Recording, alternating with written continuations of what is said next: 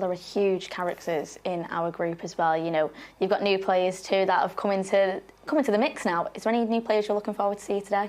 I'm definitely looking forward to seeing Chasey up front. No one got to see her first goal that she scored, so hopefully she can get another one today. But I'm looking to see how the team bonds, how it sets up, and some of the young players potentially that might come on in the second half.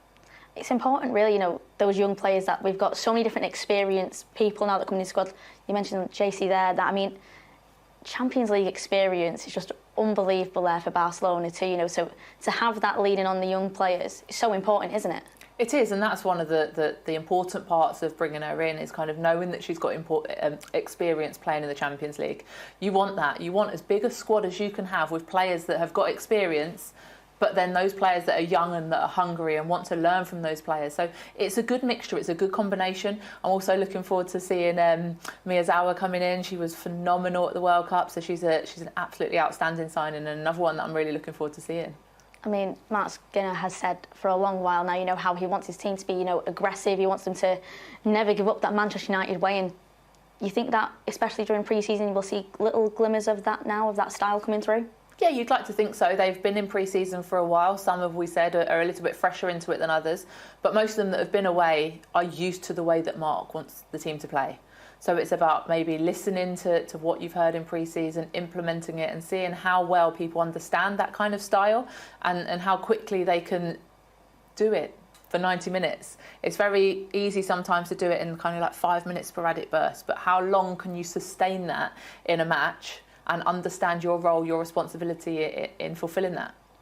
And then during this game today, you know, especially in pre-season, it's not always about the result. It's just about, you know, kind of like how they perform together as a team. As you said, what do you expect in the first half? You know, do you think we'll start strong? Definitely. I think, as you said, the aggressive play. I think Mark will want them to press high. Get at that back line of Liverpool. Press them high. Don't allow them time to breathe. Don't allow them time on the ball. Force them into errors. And then when you get the ball, it's about being clinical, being ruthless and making the most of those chances. And then, obviously, against Liverpool, as we said, you know, we mentioned some of the names that they've got there, new signings too, you know, Haag as well. I think they'll be relishing the moment of facing United, you know, at this point in the season with new faces too, because the rivalry is very prevalent in the men's team, but it's starting to appear, you know, in like the women's game too. It definitely is, and they'll want to improve on what they did last season. They haven't had the best of results in pre-season so far. As we said, you can't always read too much into results, but they lost narrowly to Manchester City at the weekend. So that will, I'm sure, have been frustrating for them. But to just lose by 1 goal isn't the worst result in the world. Again, they lost to Birmingham at the very start of pre-season, which I'm sure would have been frustrating to them. But they'll want to go out there and get a result against Manchester United just as much as United will. Yeah, they will. There's been plenty of results that have been going on. Obviously, you know, 2-2 to Leicester, 1-0 win to Everton, and obviously just a narrow loss, 3-2 defeat with Bayern for United. It's been one of them that the results have been really good, and also the competition, though. That's probably been the main thing to talk about, is that opposition, you know, the strong sides to go up against. So do you think that'll prepare them well for the season? Yeah, most definitely. I think it's pointless playing pre-season friendlies where you're just going to walk it 3, 4, 5, 6-0. You don't learn anything. Yes, you get some minutes in your legs, but you don't really learn much about your players, about how they connect with one another, how they understand the formation and the style that you want to play. You want tough opposition. You want games where you're going to be challenged, where you're going to concede and then you've got to show your character to be able to come back from. And that's what these games have shown. That's what they've helped to develop. And hopefully moving forwards into the season, that will give the girls a good base to build from, to understand where they're coming from. In some ways, you think that, especially with those games that I mentioned there, you know, obviously a win, a draw, and then a loss as well against Bayern, do you think they would have maybe perhaps learnt more during that Bayern game? Yeah, most definitely. You always learn more when you lose matches, because you've got to understand how you can make changes. Sometimes when you win a match, forget about it. Yeah, you can celebrate it, but move on from that, because you want a next challenge, you want to improve yourself. But sometimes when you lose matches, it's about what did we do wrong, what can we change, what can we implement better the next time, to ensure that if we played that game again tomorrow, we wouldn't have the same outcome. We'd have a different outcome. We'd go out there and would win the game. So it's important to reflect on everything, but sometimes when you lose, they're the ones that you reflect on the most and that you can gain the most growth from. Well, yeah, it's like you say, you know, you want to make those mistakes now rather than, God forbid, make them during the season. Yeah, definitely. If you're going to make a mistake, you make it now. And you're going to make mistakes. You're in pre-season. You're not firing on all cylinders. It's not just your body that needs to get back into the full swing of things. It's also your mind. Your mind needs to get back into it. And your body might say, I'm going to make this decision, but your mind's not quite firing on those right cylinders. So it's about making sure everything's firing the right way to be perfect for the 1st of October. Well, now it is very nearly time for kick-off. The teams are coming out, so let's head over to your commentators. Liam Bradford is with Joe Thompson. Zara, Siobhan, thank you very much indeed. Yes, welcome to Carrington, where Manchester United continue their pre-season preparations with a home game against Liverpool. 2 old rivals and a fierce battle, I'm sure. Last game of the season, Manchester United just sneaking through with a 1-0 win. The game at the LSV last season, much more comprehensive from Mark Skinner's side, a 6-0 win at home against this Liverpool team. They are under new management in Matt Beard. He came in at the end of last season. We will wait and see what these two have got for us. Let's check out the 2 teams that are set to compete in this one. Manchester United see Mary Earps return in goal. Evans, Turner, Ladd and Laetitia. A slight reshuffle to the back 4. Nalson and Zellum hold the midfield. Galton, Toon and Paris behind Jeze up front for Manchester United, the new signing, the new Brazilian coming in. The bench too looks pretty strong with potential debuts coming from them. In terms of the visiting side, Liverpool, it'll either be a back 4 or they will play a back 3. We'll go with the back 4. So Micah in goal, Hines, Fahy, Fisk and Coavisto the back 4. Taylor and Clark hold the midfield. Lundgaard, Roman Haug one to watch and Bo Kearns behind Flint up front for Matt Beard's side. Absolutely delighted to have alongside me former Manchester United Academy graduate Joe Thompson, and good to get this one under our belts nice and early, Joe, just to see how well Mark Skinner's side are progressing in their pre-season preparations. Yeah, most definitely, and you can see that they're buzzing to be out there. You know, Carrington's looking immaculate. I know the game's behind closed doors, so to speak, but it is Liverpool. And they are big rivals, always have been, and both sets of teams will want to win today. There's one of those rivalries, this, I think, that sort of transcends age group, transcends first team, women's team. It's important, isn't it? Most definitely. It almost goes without saying. And even this, you know, you're looking at the Liverpool team now, having those final few words, but I'm pretty sure the last few words will be, come on, we need to win this one. This is the Liverpool away kit that we're seeing here. I'm not a fan. No, I'm not a fan either. I suppose I'm supposed to say that because I'm commentating for Manchester United Women and MUTV. I'm not supposed to like a Liverpool kit, but it's not in my tastes, that's for certain. Here is Mary Earps, the icon, the hero of the World Cup, the Golden Gloves winner, and Manchester United's talisman. In she comes to the huddle. Been really important, and let's hope she comes back in between the sticks and does a bang-up job for Manchester United today. So too Ella Toon back into the side, both of them coming back from the World Cup. And, of course, on your screens, Captain Katie Zellum, who was away in Australia for the Women's World Cup. And what a run it was for that England side, Joe. Yeah, they just keep going from strength to strength, don't they, the Lionesses, you know, building on the success of the Euros. Obviously just fell short in the finals, but it was amazing to see, and long may it continue. So Niamh Fahy wins the toss, and in fact, Manchester United win the toss and Liverpool decide to turn Manchester United around. So yeah, that's just tiny little mind games, isn't it? It's already started. One of those situations where you wouldn't think it makes that much difference, but I'm guessing it probably does, Joe, otherwise you wouldn't do it. I don't know, particularly, you know, there's not actually fans in, so I know obviously at Old Trafford there's a Stretford end, and notoriously you kick towards that way in the second half, but yeah, I don't think it makes much of a difference in a game like today. The further back on the field you play, the more progressively annoyed you get that you've had to switch ends. So you're like, your centre halves are fuming, but your keeper's absolutely livid. Yeah, they always say something as they cross the halfway line as well. It's like, come on guys, it's the only time that you're going to run. But yeah, I'm sure the goalkeepers are not too happy about turning around. We are underway. Liverpool force this one back to Tegan Micah. A little bit of pressure coming from Leah Galton here, and that was a real highlight of Manchester United's season. last season was that high press, winning the ball, turning the ball over high up the field. It's a neat ball down the left-hand side and a bit of space to move into. Hayley Ladd played the majority of last season at central midfield, has slotted in at centre-half. Gets this one away with a bit of help from Mary Earps.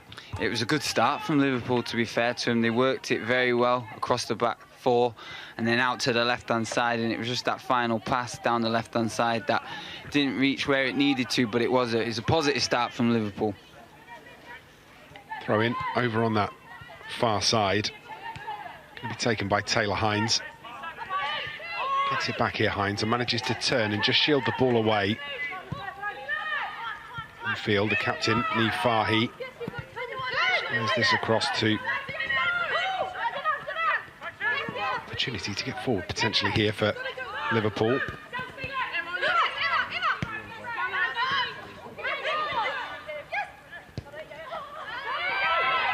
Strong tackle in midfield. The referee's going to let that one go. It's a strange one, that, because it was a late tackle, and we spoke about the rivalry and the nature of this game, but yeah, that really did set the tone, and I do feel like the referee missed one there. Spread out to the right. Challenge comes in. Strong work from Manchester United's Gemma Evans. Face mask on.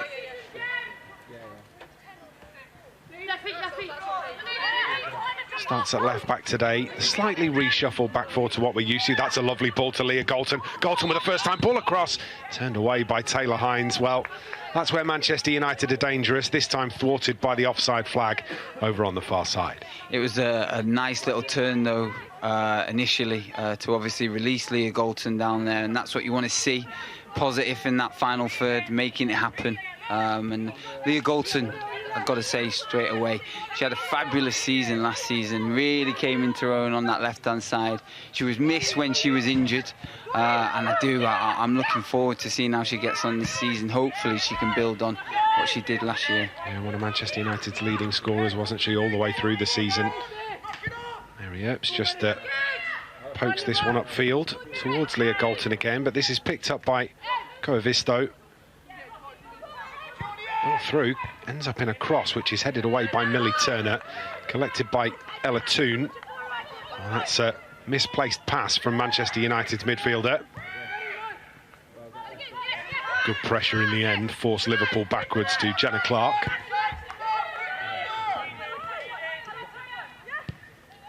Fahy spun forward to Hines. Turner reads that well. Gets it back from Katie Zellum. Moved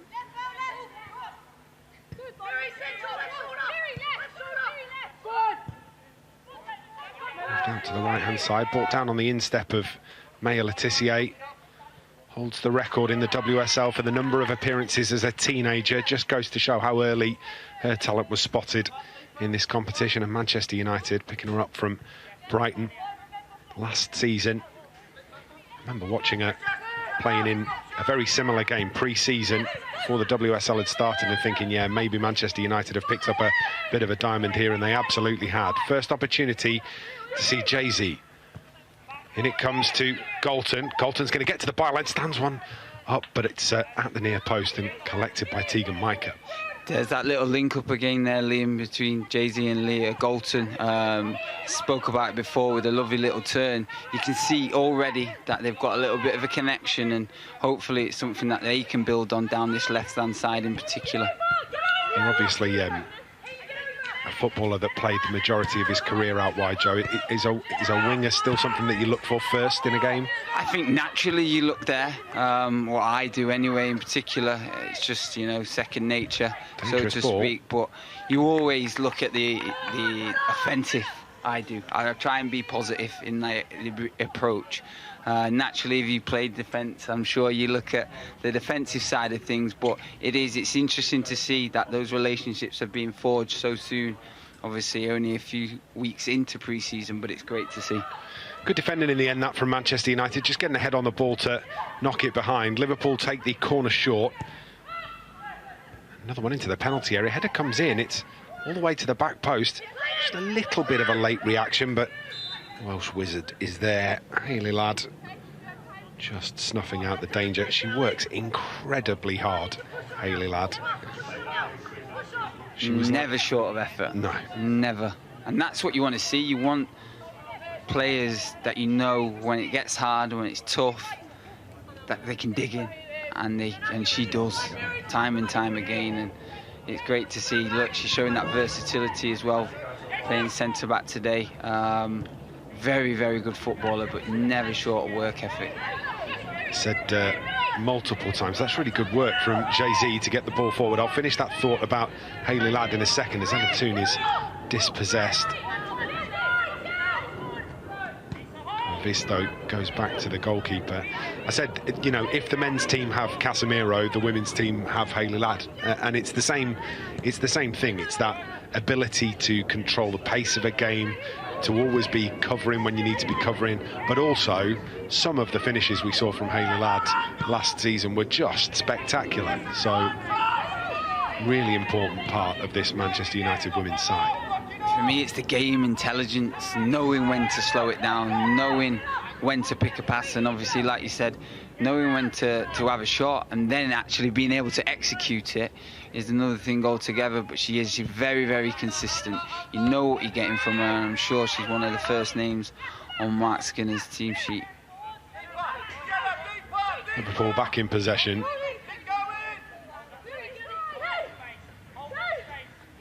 It's always important not to put too much stock in pre-season results. They are tune-ups, and they are about finding things, patterns of play, working on stuff that you want to put into a game. As this is threaded through, it's an opportunity for Roman Haug, who gets the shot away, but the offside flag was up. Does beat Mary Earps at the near post, but counts for nothing. Yeah, just need to be a little bit careful there. I thought Maya Le Tissier did really, really well because she read the situation and, you know, stopped to run and got that arm up as well, asking the question of the officials. You can see here, there it is, all in unison. Yeah, brilliant. And you can see what Maya Le Tissier did there. Joe's pointed out really well for you is just as that ball was about to be played, Maya Le Tissier just stopped, just held that run. It's really difficult as well. Naturally, you want to chase the attacker in there. But yes, she did really well in that instance. It's a good spot from Joe Thompson at full speed. I barely spotted it on the replay. That's why we've got him alongside us, keep us on the straight and narrow. So I can focus on the defensive side of things as well, even though I didn't like to. One thing watching it, it's another thing doing it. Yeah.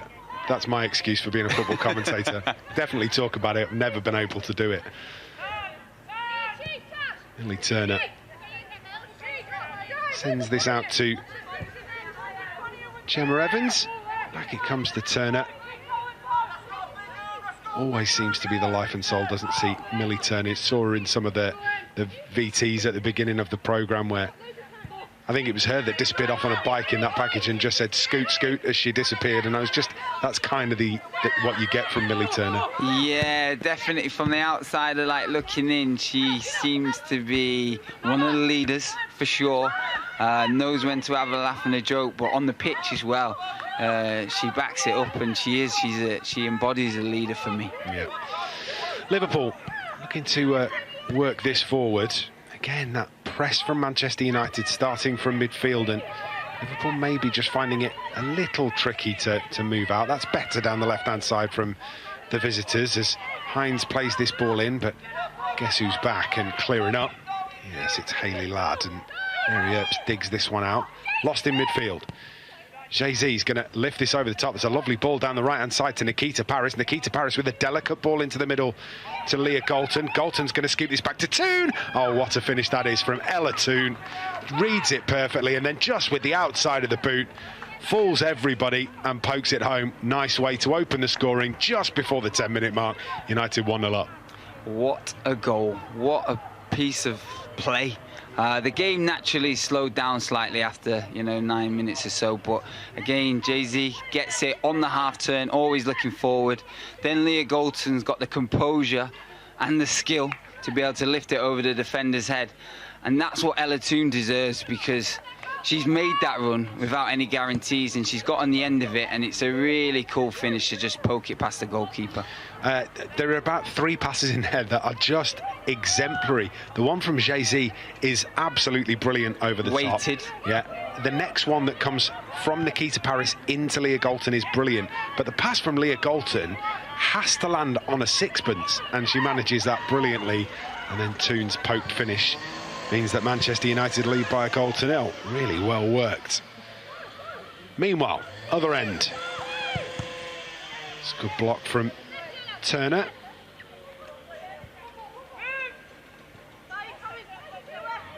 Mary Earps calmly out to Zellum on the edge of the 18-yard box. Becoming more and more a feature, isn't it, of Manchester United across the piece, whether it's, you know, women's team, the academy, the men's team, want to be comfortable in possession with any player on the pitch. Don't feel rushed, don't feel pressured. No, and it comes with bravery as well, because, you know, you're asking certain players to come deeper, to bring the defenders out, and then there's pockets in behind, like we saw with the goal. But yeah, it is becoming more and more of a feature, like you say. Again, the break there for Manchester United was on, and Jeza is trying to work that out to the right-hand side for Nikita Parris. Again, just under hits the pass, but had that made it through to Nikita, and Manchester United would have been in again behind Liverpool. I've been really impressed by Jay-Z's start. You know, she's shown really good awareness as to where the defender is, known when to turn, and like you said before, that way to pass.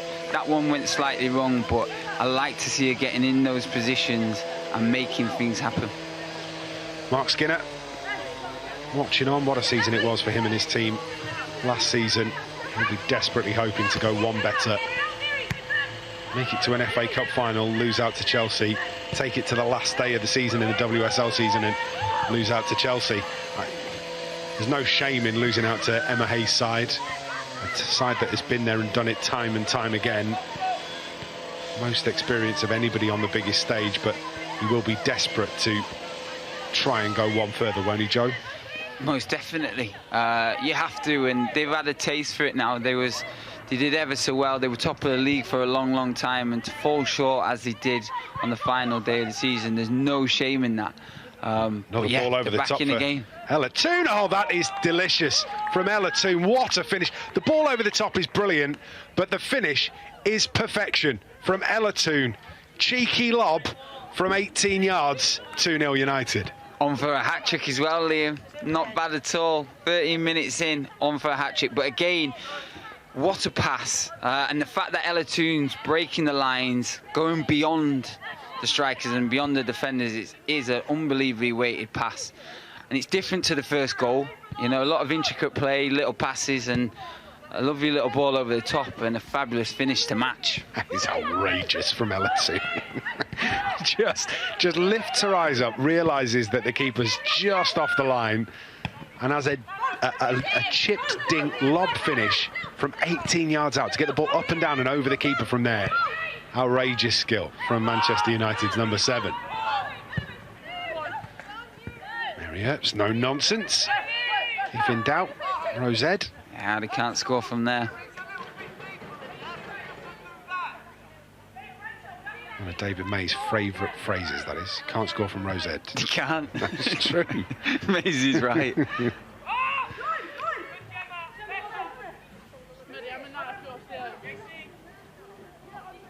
Forget we've got all of the coverage coming this weekend for you on MUTV, including that big game. Feels big, doesn't it? First team at home against Brighton. Not lost test at Old Trafford since Brighton were here last season. It is going to be a test. Wonder what will happen. You can start your build up to that. Manchester United podcast available for you, and of course you can have a watch of the debate where we discussed that this week. That's available for you on the Manchester United website and app right now. Yeah, I thought you did very well with that, Liam. I've had a little watch. Thanks very much, Joe. This is an outswinging corner turned away. Sometimes it's made more entertaining by David May. Yeah, agreed. In fact, I don't even mean sometimes. always more entertaining when David May's involved. If he's on form, you got to watch out. Had a bit of a collision between two Liverpool players here inside the 6-yard box. One of them's Coavisto, I think, and the other one, oh dearie me, just a couple of collisions there, weren't there? Bodies everywhere. Yeah, a little cheeky nudge. A couple of cheeky nudges, I think, but allowed to run. Maybe a drop ball. There he is, just stoops and collects.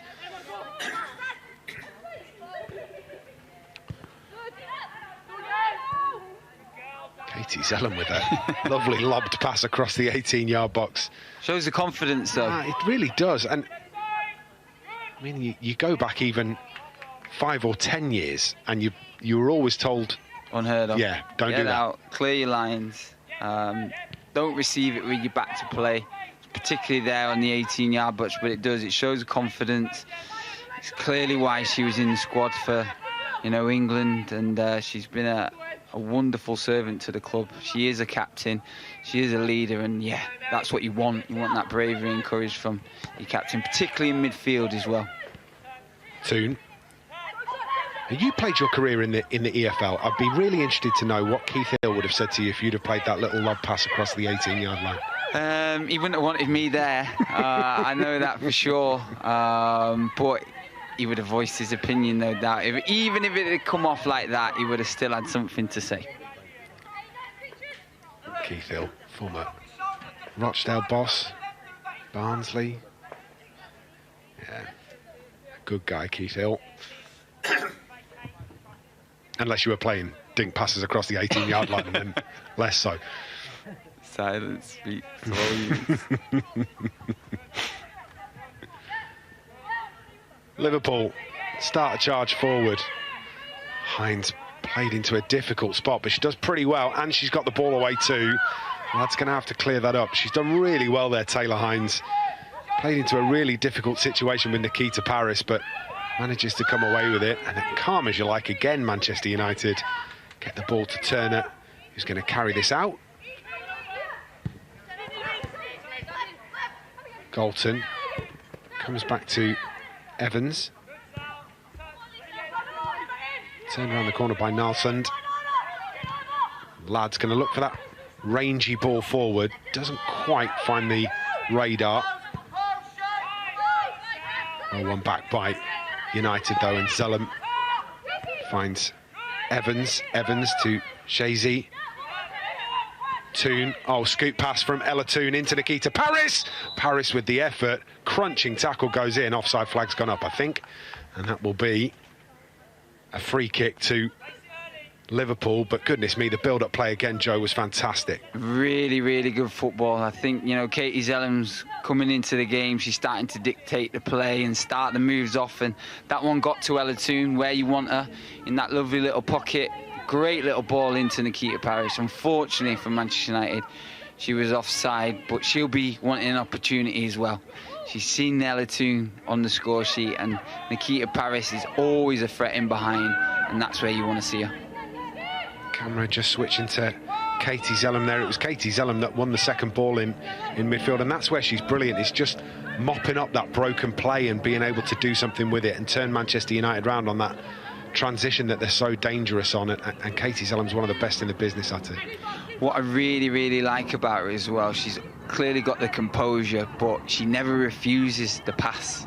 It's on, and with that as an attacker, you're more inclined to run, because if you get in, she's going to give you it. The pass is going to be weighted, but she's always looking forward, always probing, and never turns down the opportunity to play forward. We said that Gemma Evans had a protective face mask on earlier. Yes. I think she may have removed her protective face mask. I'm sure the physio's delighted with that. Let's have a look here. Here she is on the ball. I'm not sure she's got it on anymore. No, she hasn't got it on anymore. We'll have to keep an eye on this touchline. Lad. Out to Letitia. Letitia played central for Manchester United for the majority of last season. has the ability to play at right back. In fact, I think played at right back on her debut against Reading in the WSL, I think. If it wasn't right back, it was certainly right-sided centre-half. But is out there today. United have got options now with Evans in, Hannah Blundell's on the bench, and look, I think we all were in agreement. Oh, that's well done. Jay-Z's offside, surely. Yeah. As soon as she touched the ball, the flag goes up. I think the two fullbacks for Manchester United last season were sensational, but Hannah Blundell, for me, just brilliant. Boundless energy. Really excellent addition on that left-hand side for United. On the bench today, Hannah Blundell. Here is Evans. Zellum. Toon. Jay-Z looking to turn. Almost wriggles free. Roman Haug. Keita Paris intercepts. Looks for a ball across. Finds the instep of Leah Galton, who tries to chop back inside.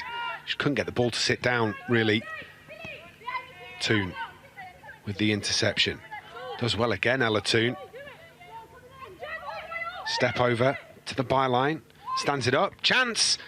Goal, is it? Has it gone in? No, I think it's come off the crossbar. Bouncing all over the place, but very nearly. First goal in red for Jay-Z. Really good play by Ella Toon, though. It's where you want to see her. Final third, this time on the left-hand side. She shifts it onto the left. A lovely little ball to the back post. And unfortunately for Jay-Z, it's hit the underside of the crossbar. But she'll be looking for the next chance, particularly after that. Again, it's Ella Toon, turns creator. All of that work down the left-hand side between her and Leah Galton to get them into that position. Feels like United are growing into the game here, Joe. Definitely, thoroughly in control. Obviously, the 2 goals clearly helped, but it's been a really positive start. A lot of the play has been in that final third of Liverpool, and yeah, it's all positive so far for Mark Skinner. No complaints from us here in the commentary box either. An entertaining game under lovely blue skies at Carrington. Makes you want to get your boots back on. You had yours on last night, didn't you? I did. Feeling a little bit worse for wear though now. Back it goes.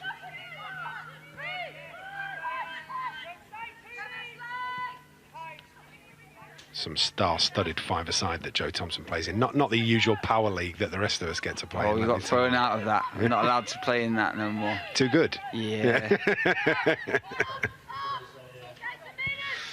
Well. Chip forward down the left-hand side. Looking for a route through. He's going to have to be dealt with by Jenna Clark. Does pretty well up against Ella Toon. An unorthodox way of getting out of that situation, but it's certainly effective. Very, very effective. Very, very calm, considering the pressure that was coming from Ella Toon. But yeah, fair play to her. Going to be under a bit more pressure here. Galton switches off the press as soon as Tegan Micah ends up with the ball. Jay-Z less so. And now there's problems because there's 3 Manchester United players lurking. It's the only pass really that was on for the goalkeeper. She does well to get it away. Visto finds a lovely ball in field. Tasha Flint gets it back out to the right-hand side to the Finn. Emma Coavisto. Crosses a decent one, but well defended on the edge of the 18-yard box.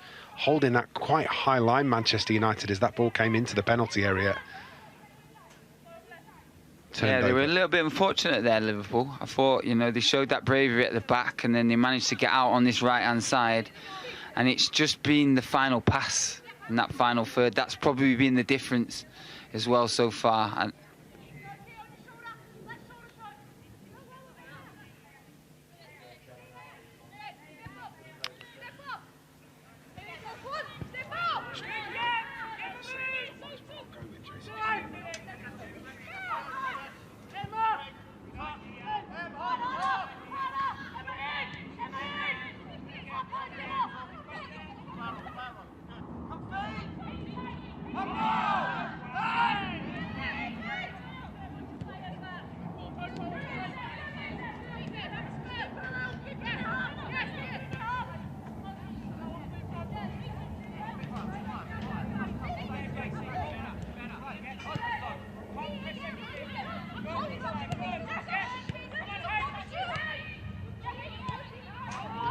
moving the ball around pretty well here.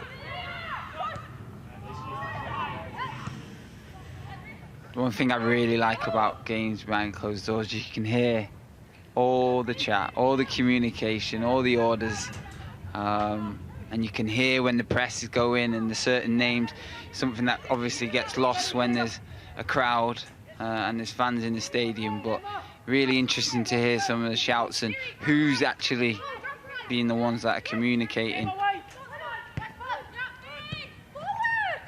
It's relentless noise, isn't it? Yeah. I think we found this out in lockdown as well. Yeah. When we were watching, you know, Premier League games with no fans in. Oh, that's given away. Opportunity potentially here for Flint. Flint's effort, left-footed, always rising. Didn't take a deflection on the way through either, but Natasha Flint had half an opportunity to get a shot away, and she absolutely took it.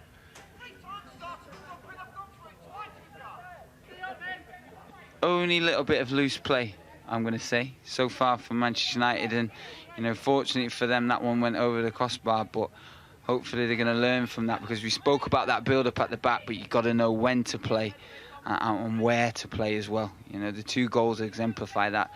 It doesn't always have to be short passes. If you can go in behind with a long pass, then why not?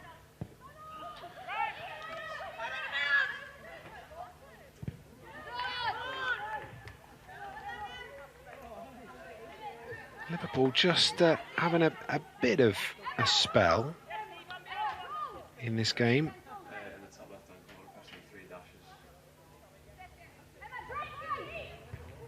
And then if you scroll down, and then just give us a second to refresh. And then there should be one that says, like, it should have like across the bar, should be a red bar that says live sessions. Yeah. Chase.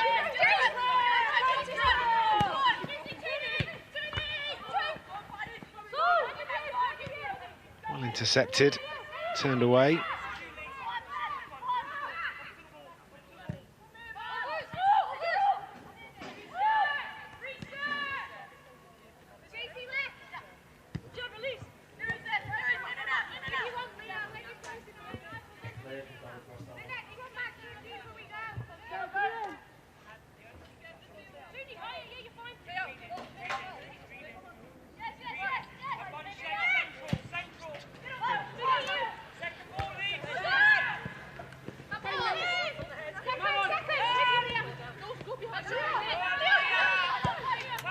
Forward it comes by Manchester United, looking for a way forward. Comes through Toon again.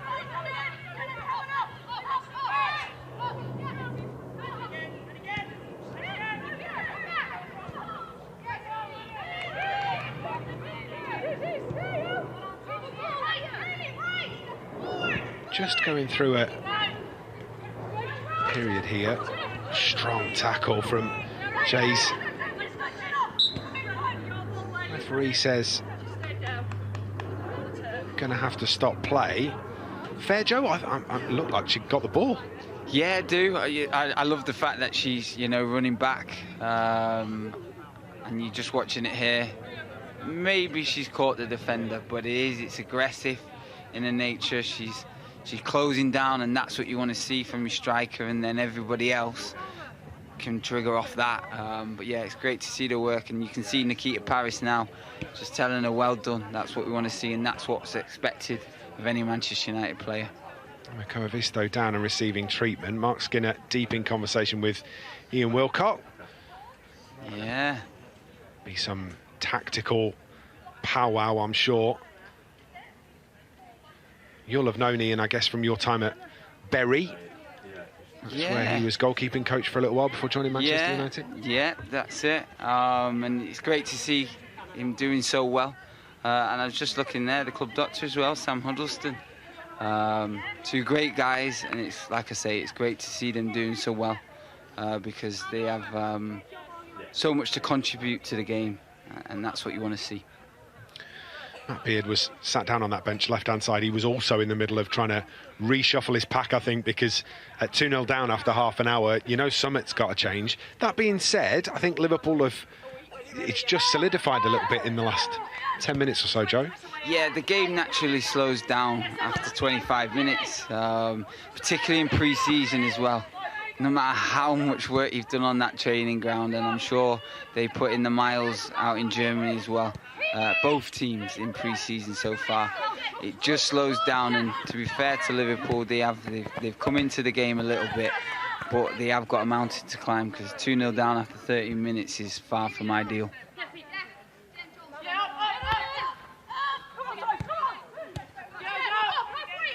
Back it comes to Turner.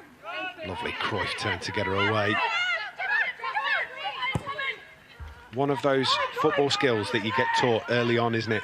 I was just The thinking Cruyff that as turn, she but did it's it. so effective. If you could give an example of where to do it and how to do it, that would be a perfect example for any kid watching that. You know, got the arm up, the eyes, no doubt, and then obviously to execute it. Yeah, really good example of a Cruyff turn. Enjoyable to watch. Frustrating as well. If you're the You attacker. can't do anything about it, yeah. Fahey. And Clark. Clark with that long ball forward. Roman Haug does really well to get up and on the end of that one, but eventually drops at the feet of Evans, who can play it back to Mary Earps. Out it comes to Ladd. Flicked on by Nikita Paris, but can't get it away. Instead, it's back with Clark.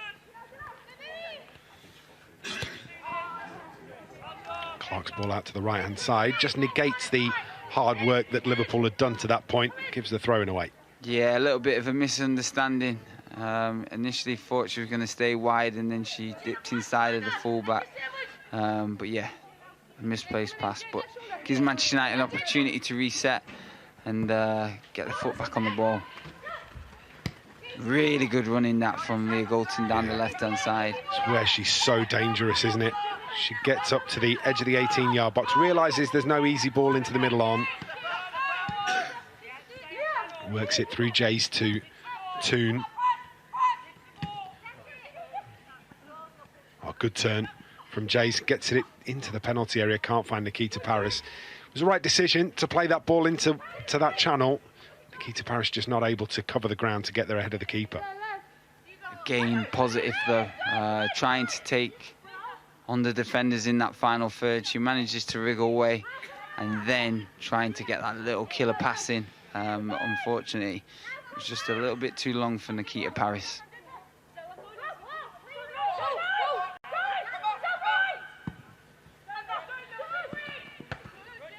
Well won by Evans. Comes to Jace.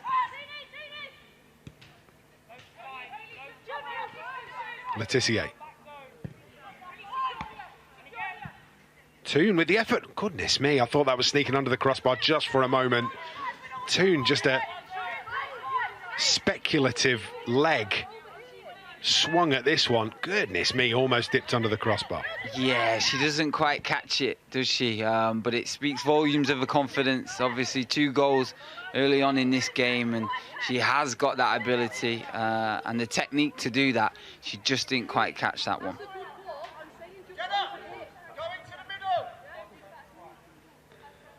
Interesting the conversations that happen. So left back and left winger here having a conversation about that's about positioning and where they need to be when they're on the break, and you know who wants to go where, who's going outside, who's going inside. Yeah, when to go, when not to go. But it's building those relationships, because if you can make it whereby you almost don't need to say anything and you know exactly what your teammate's going to do in certain areas, it just makes your whole game and your whole life a lot easier.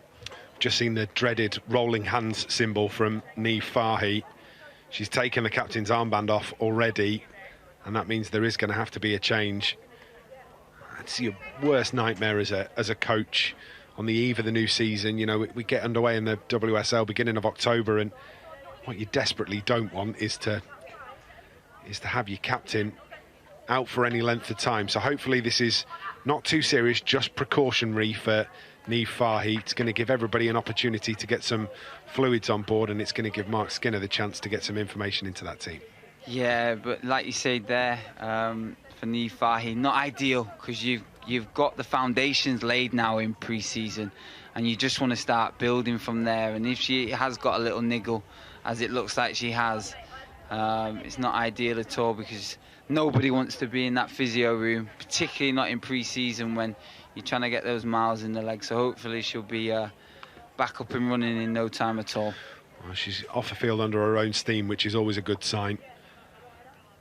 It's the ones where you have to be helped from the field that you're really concerned. Hopefully that's just something small. These can happen in pre-season as well, Joe, can't they? Because you're not up to, you know, fighting weight, you know, in terms of fitness. Yeah, and the workload as well. We don't know what they've done this week in regards to training, or what the game plan is.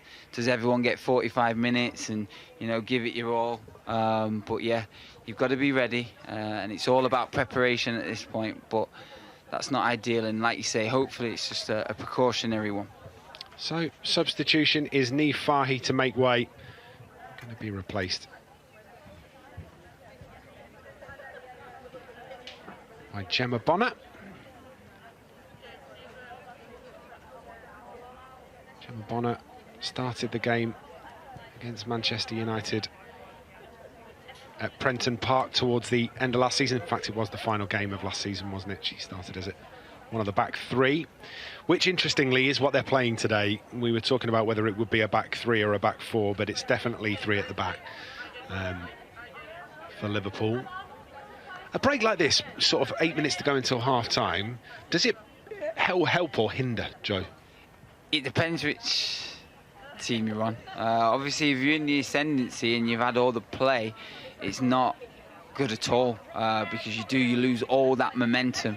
But if I go the other way and you're under pressure, it's nice to have a little break, able to regroup, and you see it there. Speak to the manager, get a bit of a game plan, get those fluids on board, and just reset. But I'm sure from Manchester United's point of view, they'll want the game to continue, because it's been a really positive first half.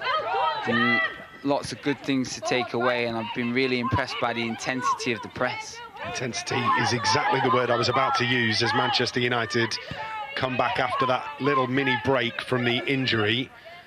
They are absolutely throwing the kitchen sink at it here. Evans to Galton. Back to Evans. Decent cross, finds the penalty spot, but no red shirt.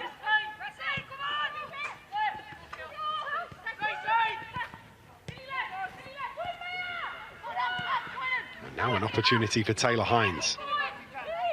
Hines gets a left-footed cross away, comes all the way through, well read by Millie Turner. Just in the right place, wasn't she, to get a toe on that one and turn it away. Finds Nikita Paris, who does not let the pressure of the situation get to her. Really good break from Liverpool. You know, did it with speed. Taylor Hines again on that left-hand side, breaking down there. And unfortunately for her, the cross didn't quite make it, but credit to Millie Turner for reading it as well and snuffing out the danger. And now Manchester United back in possession, back in control, and looking to dictate the tempo and possession, like I said. Ladd. Evans. Turner back to Earps, and again Manchester United calm as you like. Jace does well and turns. Now looking to get Manchester United moving. Can she find the pass? Does so. Right hand side, Nikita Paris. Nikita Paris, first time cross into the penalty area. Just a bit close to Tegan Micah, but that break from Manchester United, excellent again. Nelson wins this one. Finds Toon. Lots of Liverpool shirts back on the edge of the penalty area. Looks for a ball to Leah Galton, but just too much on it, and maybe a bit too tricky for Leah Galton to get onto the end of it. Galton. Yeah, I think just a little bit of a miscommunication as well. Ella Toon wanted Leah Galton to go again, but Leah Galton was coming short. But again, really positive play. You just get to the right-hand side there in Nikita Paris, and after Jace has done the good work to retrieve the ball and then drive forward, I just want Nikita Paris to go one-on-one. You know, how unbelievable she is at driving at players, that low centre of gravity. She gets it there on that right-hand side. Just go past, or at least try and go past. I know, obviously, the other option is to cross it first time, but I just want to see Nikita Paris have a little bit more belief, a little bit more confidence, and get at the defender. It's well done from Natasha Flint. Zellum breaking up play. Just be in the way. It's exactly what she manages to do.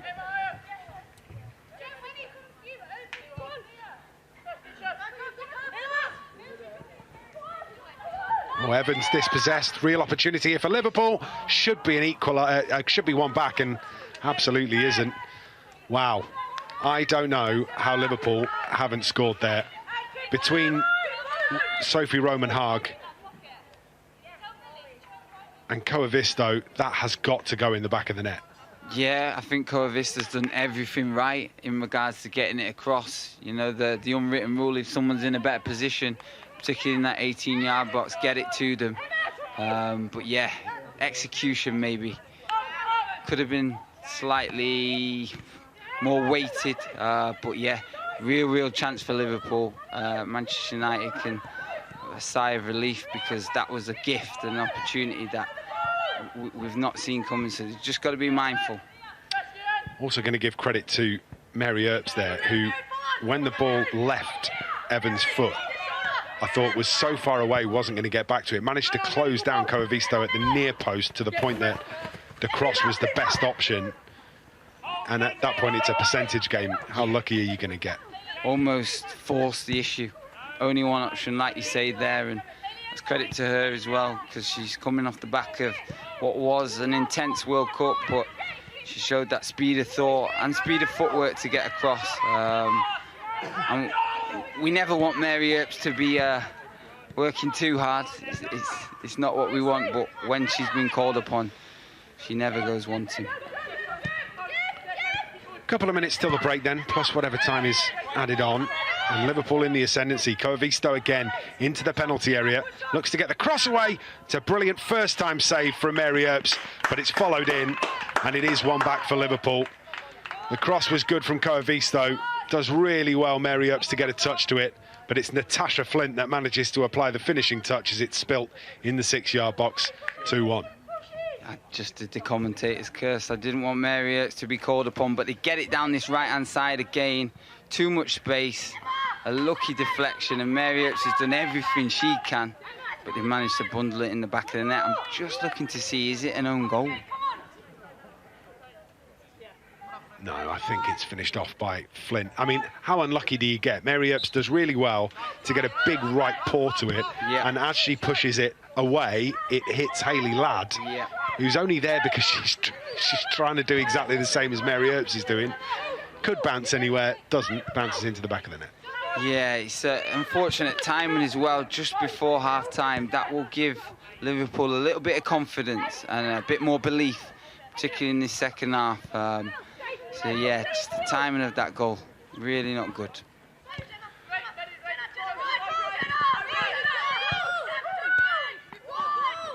Zellum does well to get there ahead of Roman-Haag. Turner to the captain, Zellum. Lovely ball from Katie Zellum, and does really well to just run across the front of Emma Koivisto. Leah Galton, big thumbs up. Another really good pass from Katie Zellum. When given time, which I would never give her time, because she can punish you, and it showed there, just a 35, 40-yard pass straight onto Leah Galton's left foot, making it happen, trying to play forward and really trying to hurt Liverpool's defence. You would imagine that that's in the game plan to deal with Katie Zellum. Problem is, there's so many threats in this Manchester United side. There's only so many game plans you can actually have. 45 minutes is up, and I think that's the half-time whistle gone as well. So Manchester United have Ella Toone to thank for a 2-1 lead. Absolutely brilliant from her. a double finish, one chip from the edge of the 18-yard box and one poked home from close range after a beautiful sweeping move. But it was Natasha Flint that had the final say of the first 45 minutes. Her close range finish after Mary Earps had made the initial save means that at the break, Manchester United lead Liverpool by 2-1. If I'm honest, I can't imagine Ella Toone playing too many more minutes. I think there'll be a lot of changes. You can see her there. Potentially, she might be coming back out, but I can't imagine her playing too much more with her being so fresh back into pre-season. You've got to protect her. But I'd like to see lots of changes. I'd like to see these new players coming in, how they perform, how they integrate in the team, and which young players are going to come and step up and say, look, I'm here, I'm ready, and I want to be part of this season moving forwards, because there is that opportunity within the squad. You mentioned the opportunity there. You know, these opportunities are key because, let's face it, the season hasn't started yet. Matt Skinner isn't fully decided on what his team should be because he wants to see these youngsters coming through. He wants to see who's got that fight and desire to be part of the starting 11 each week. Yeah, definitely. We know Mark likes to keep a fairly consistent starting 11. He did that a lot through last season. Potentially might need to have a lot more variety this season with more games, hopefully. But it's an opportunity now to say, put me in your thoughts, put me in your mindset to say, I am ready. And I know that if I have problems, if I get injuries, I'm there and I'm ready. It does, and you can see some new players on there now as well too. I mean, which of them excite you? Both of them, both for completely different reasons. See Saf as a goalkeeper as well, coming in to take her opportunity. Miyazawa, I think everybody that saw her in the World Cup knows the talent that she is. But it's a completely different dynamic when you're with a different group of players. So it will take her time to kind of embed herself into this team. It's a different culture for her as well. And then for Emma Watson coming down, she's a very young player, very raw, very fresh, but with a lot of excitement talking about her. So there's a lot of excitement going on in this team and a lot of excitement about various players, but for different reasons with all of them. It's like we keep talking about, the younger players there as well. You've got Hannah Blundell, you've got Millie Turner, ones that just names that you just know is Manchester United starting 11. They're always part of it there. There's a great chemistry there, and that must be such an easier transition for these young players just to fit into. Yeah, definitely. And I think we spoke about it before the game, talking about going over to Germany and being with the group for a prolonged time. That enables those young players to come in, to feel comfortable, to learn about those older players, to feel like they're a part of the squad. And that's really important for a young player coming in. You want to feel like you're a part of it and like that you're valued and that the players think you're good enough to be there. So this is their opportunity. Yeah, you can see, Hanata there now. She could be after plenty of different goals there, but we will find out more as his second half very shortly kicks off. So let's head over to your commentators now. Liam Bradford is with Joe Thompson. Thanks very much, Zara. Yes, welcome back. Pre-season is the time of the perpetual half-time scribble from a commentator and trying to figure out who's coming on and what positions that they're going into. So Joe and I have just spent the last 2 minutes while Zara's been having a chat with Siobhan trying to figure out who's going to make way and who's going to stay on the field. I think our best guess at the minute is 5 changes. So it looks like Safia Middleton-Patel's coming on, so too Hannah Blundell, Lucia Garcia, Emma Watson and Miyazawa as well. So we shall wait and see whether there's any more than those 5, and we will let you know exactly who's made way once that's all been confirmed at the half-time break. But, Joe, this is what it's about, isn't it? It's about getting minutes into legs in intense games to try and get yourself ready for the new season. This is, what pre-season's designed for, like you say, to get those minutes in the legs, squad rotation, for Mark Skinner to have a look at players in certain positions moving forward, and like Siobhan said there, get yourself in the forefront of the manager's mind. We've not quite worked out the formation or if anything changes, like you say, but there's plenty of scribbles on my notepad and I'm looking over at yours now. Yeah, a few black marks. We'll figure it out. So I can tell you that Hannah Blundell is coming on. I can see a woman up there with the number 6. I can also tell you that Nikita Paris stays on, and over on that far side we've seen that Lucia Garcia is onto the field as well. Here she is, Hannah Blundell, joined from Chelsea, I think, didn't she? Played a couple of seasons in Emma Hayes' side before joining Manchester United, and what a player she has been, playing out of the left-back position for the majority of last season. Universally liked in this squad as well. So all these warm-ups taking place, but we are going to see a couple of changes from a Liverpool point of view as well, because that is the nature of the beast, and as and when we can guarantee all of these, we will bring them to you. So there is 2 of the potential substitutes. Hinata Miyazawa.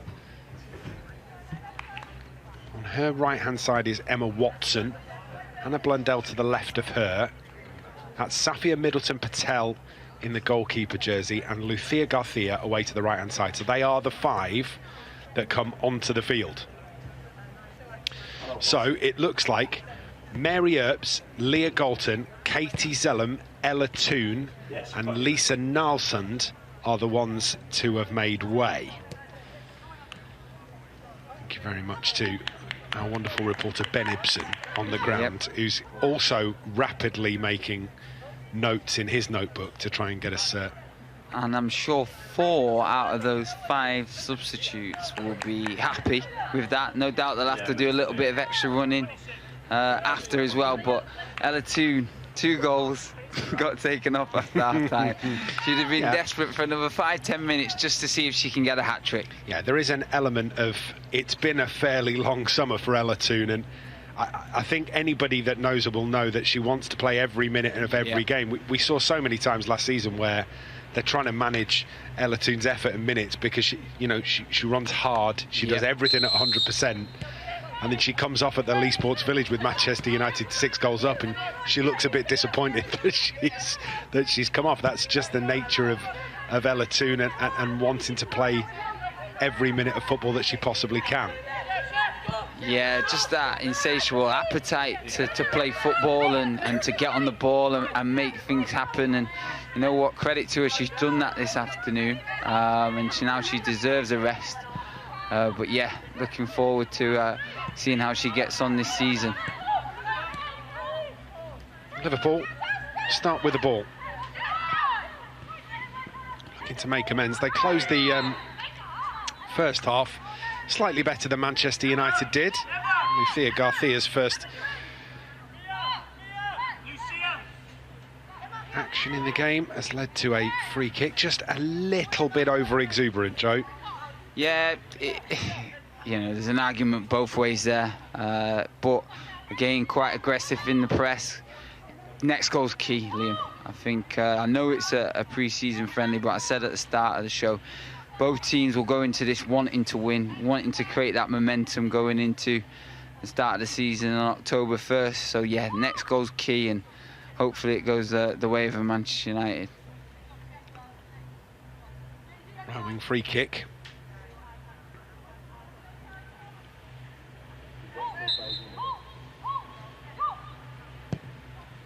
It's a good ball in as well, headed away by Millie Turner.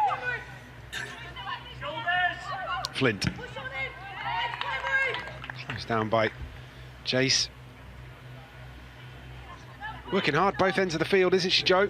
Yeah, I've been really impressed by her work ethic, her game intelligence, knowing when to press, and she's leading from the front line, and that's what you want to do. You want to see your new players coming in and obviously integrating into the group, but that work ethic has got to be at the forefront of everything that any Manchester United player does.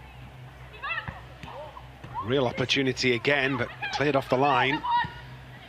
Manchester United just hanging on a smidge at the minute as this is back into the penalty area. That's well dealt with by a retreating Gemma Evans. Flicked header goes up and over the top. Concede another corner, but it needed to be dealt with, Joe. It did, and it's been a positive start for Liverpool. I know Manchester United have obviously made those 5 changes, but they probably haven't got going this second half, and another corner coming in now. Delivered, close, turned off the line again, poked towards goal, comes off the crossbar, hooked away. Manchester United can't get the ball out of the penalty area at the minute as it's driven back in, it's over the crossbar, and that will give United the opportunity to relieve the pressure and clear the lines. Riding their luck. That really should have gone into the back of the net there, even off. Yeah, brilliant by Lucia Garcia initially to stop it from going in, and then it's hooked, it's hit the crossbar, and yeah, all hands on deck at the moment.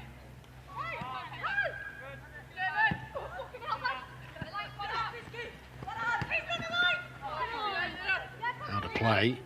Manchester United throw. So, just trying to deal with a bit of this formation for you to give you a bit of an idea of where everybody's playing. Maya Letitia has moved infield to allow Hannah Blundell to play at right back, is the first thing to tell you, which means that Hayley Ladd is likely to have pushed up into a slightly more deeper lying midfield role. So it'll be Blundell, Letitia, Turner, Evans as the back four for Manchester United, as Evans takes over now on that left-hand side. That will then allow Watson to come into midfield with Hayley Ladd. And then it's Garcia left-hand side, Jace in the 10, Paris right-hand side, and Miyazawa, Hinata Miyazawa through the middle, I think. But we will wait and see how that develops. Concur, Joe? Yeah, I'm pretty sure you're spot on there. And as you come on as a substitute, you're desperate to just get on the ball and you know, get that first touch and get to the rhythm of the game, and that's what you're seeing now, because they haven't got started in these first 4 minutes, but they've just got their foot on the ball now, and they'll be looking to dominate the possession like they did in the first half.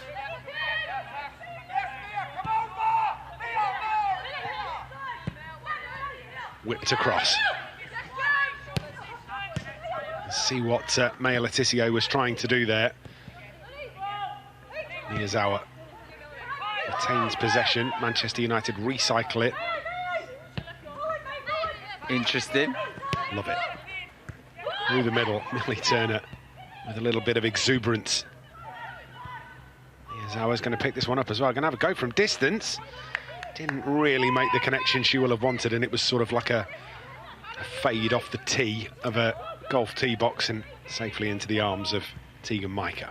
Yeah, but it speaks volumes of a confidence coming into, obviously, Manchester United, new club off the back of what was a very impressive World Cup for her. Very talented player, and you can see there she's really positive in her nature, and hopefully she gets another chance. Garcia. Oh, goodness me, it was dipping. I thought, Joe, that was one of those situations where I thought she'd probably caught it a bit too well and it had taken an absolute flyer, and then as it curled round and started to dip again, every chance that was going to catch the back of the net. Yeah, again, I've got to stress that pressure from Jace there to win the ball back straight to Lucia Garcia, and on another day that goes in that far corner. But yeah, a really good effort, just off target. So important with goals off the bench last season, Lucia Garcia. Really, really vital, some of those goals, as Letitia tracks this one back, uses that physicality, but just gets shrugged off it by a slightly bigger Natasha Flint, and Flint's going to have an opportunity to take some time, bends one towards goal, and just over the corner of crossbar and post. And Joe Thompson in the commentary box was ushering a defender out there. He just wanted somebody to close down the space, I think. Yeah, but Millie Turner does really, really well. And if you know, when you watch that replay, she backs off as far as she can. But as soon as she sees that 18-yard box, she knows that's danger. Then she goes and applies the pressure and forces Flint to take the shot, because there was two options initially, to obviously slide it in or take the shot. But Millie Turner did really well just to slow things down there. Is Millie Turner's job there is she's got to worry about two things, hasn't she, essentially? Yeah. She's got to worry about covering off that pass that's going to be played by Natasha Flint until the last possible minute, and then she's got to cover that ground in front of her to close down the potential shot. Exactly, and if she presses like she naturally wants to try and get that ball back, the pass is on. It's the only option, and it's the best option, and then it's an easier opportunity. But she does what she should do, gets to that 18-yard box, but then doesn't continue to back off, steps forward and just tries to apply as much pressure as possible. It's a really good example of how you manage space, I think, from Millie Turner, that knowing your angles, understanding when to stay and when to go, when to cover off and when to start pressuring is so vital for a centre-half in modern football. No better example in the women's first team than Millie Turner.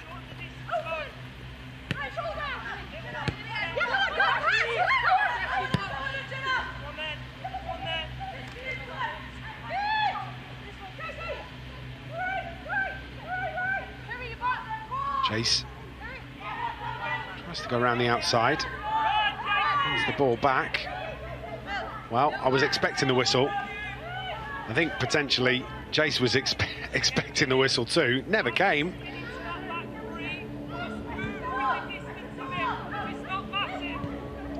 Blundell, willing runner.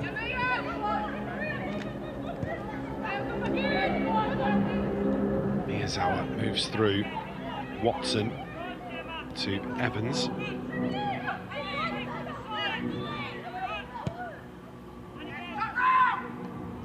Floated ball out. Can't quite be brought down cleanly by Watson.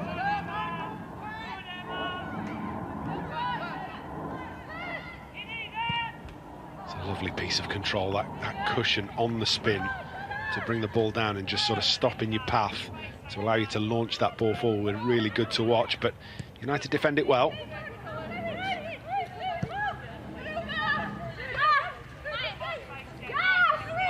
It's a really fascinating game now, because it's at that moment, you know, do you stick or twist, and when you go, and there's been a few mistakes obviously made, which is natural when the substitutions come on. It gets a little bit fragmented, a little bit stop-start.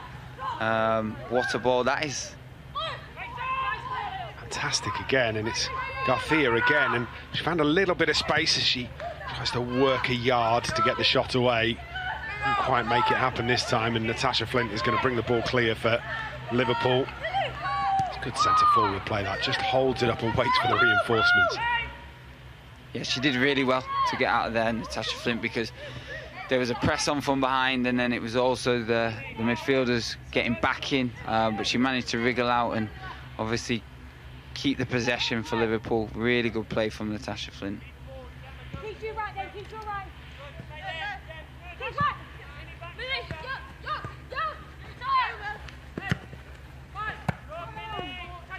Work again from Millie Turner. Just sees the potential danger there and nips in and steals it away.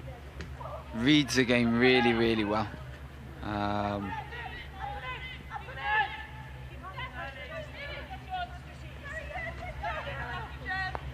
then she's dropping in deep to try and get the ball and get the possession and start things off again.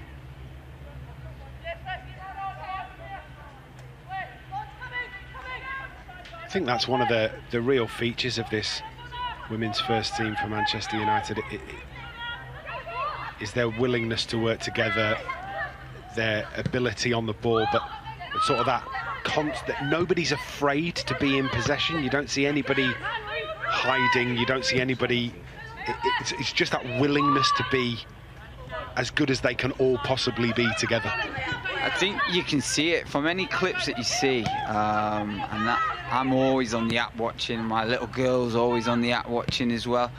You can see the team spirit, but with that comes trust. So trusting one another off the field, with that also means on the field, and being courageous, being able to give it to your mate in difficult positions and knowing full well that they're going to be able to deal with it. It just really resonates for me every time I watch them. So also give them the license to potentially take on some slightly riskier stuff, knowing that you've got trust in your teammates to maybe cover that space that you would have covered had you not tried it. Yeah, and knowing full well that they will get back for you. And good save. Really good save from Safia Middleton Patel. Gets down well to her right-hand side, just turns it in around the post.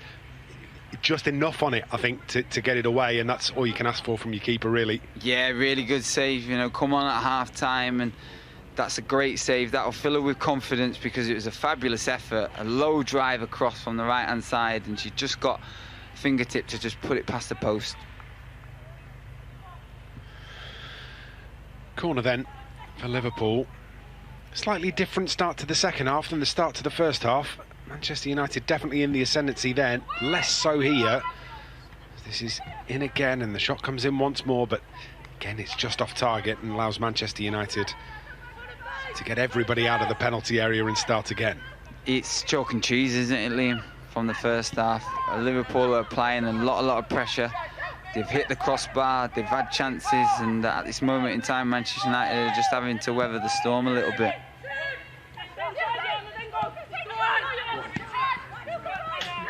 Blundell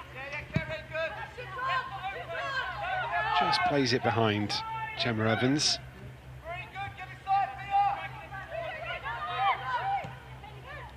Quite enjoyed on the Manchester United website, most of their bios of all of the players start with who they are and what they do. And Gemma Evans started with a quote from her about how she would describe herself as a player. She's on the ball now, Gemma Evans. It reads, "A die-hard defender, someone who will work hard, that will put my body on the line. I'll do anything to make myself and the team better."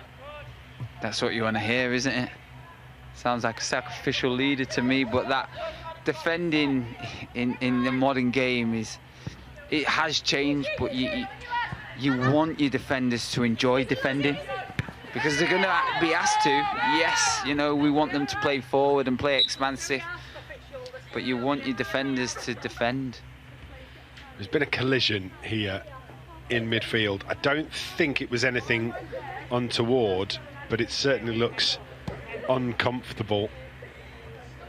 It's Mia Enderby who's down and struggling. I think she really is struggling. Yeah, left shoulder. Just take a look here. It was just a collision just off screen between Maya Letitia and Mia Enderby. And she is in a little bit of trouble here. Yeah, you can hear that she's a little bit upset at whatever's been the result of that entanglement.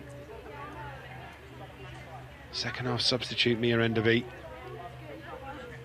Matt Beard is taking this opportunity to get some information across to his troops. We spoke about it in the first half. This is an ideal pause for Manchester United. Just a little bit of a reset, because since half-time I don't feel like they've really got going. I'm sure Mark Skinner will be getting his instructions across to the players. But yes, we obviously got to be mindful of what's going on here, because she looks like she's in a lot of pain. I mean, I don't speculate about potential injuries, because it's not helpful to anybody, but clutching a left shoulder, it's going to be sore. As somebody that has had several issues around that region, they're never much fun. Yeah, regardless of whether it's your shoulder, your collarbone, your back, there's a duo in here that have done their shoulders, mate. It is a sore one, and it takes a while to get back as well. And I mean that is in regards to physically, but also mentally, having the confidence to get your arm back out. But yeah, we're wishing her all the best. Hoping that everything's going to be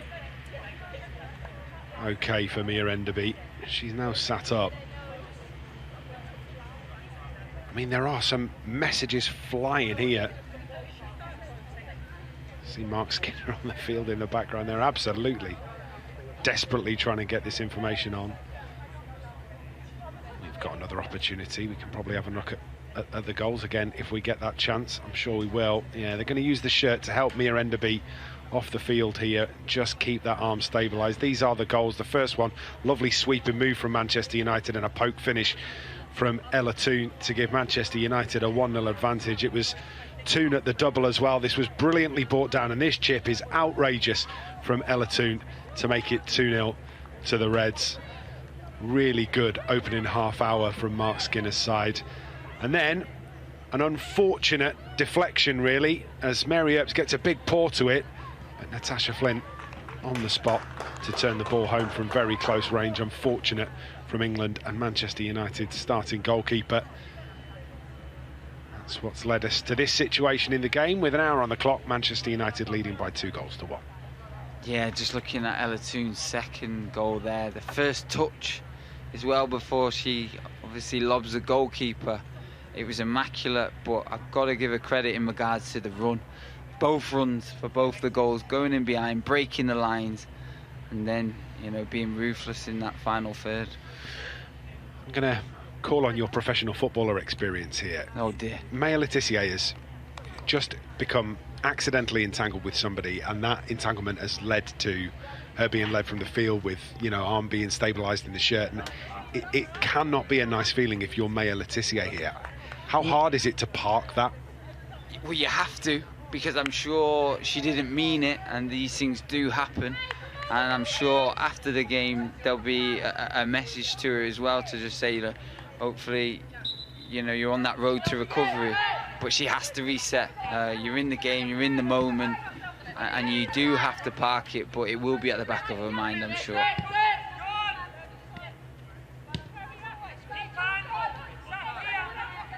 Savia Middleton-Patel, the goalkeeper, comes out to Evans, back to Turner. Now Letitia.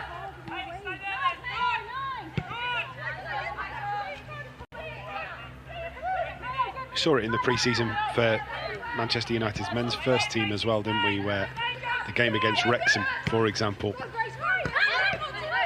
we end up in a situation where, you know, there's been an injury caused that wasn't intentional.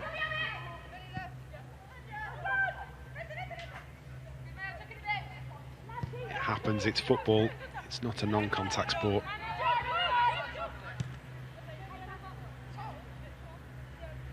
Stop short of saying it's a contact sport, because I'm not entirely convinced that it's that at the moment either. It's somewhere in between the two.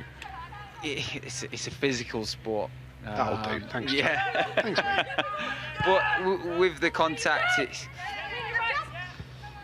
is less physical in that element, but it is a competition and you want to win, and if you compose yourself physically, then you will do. Obviously that example there is a complete accident. Offside.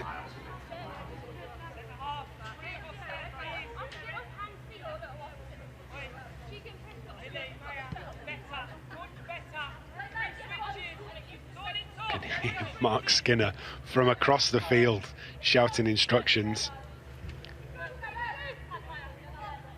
He wants his side to just be a little bit more front foot, a little bit more aggressive in their play, and try and take the game to Liverpool a bit, who have had a good amount of control in the last half an hour of game time.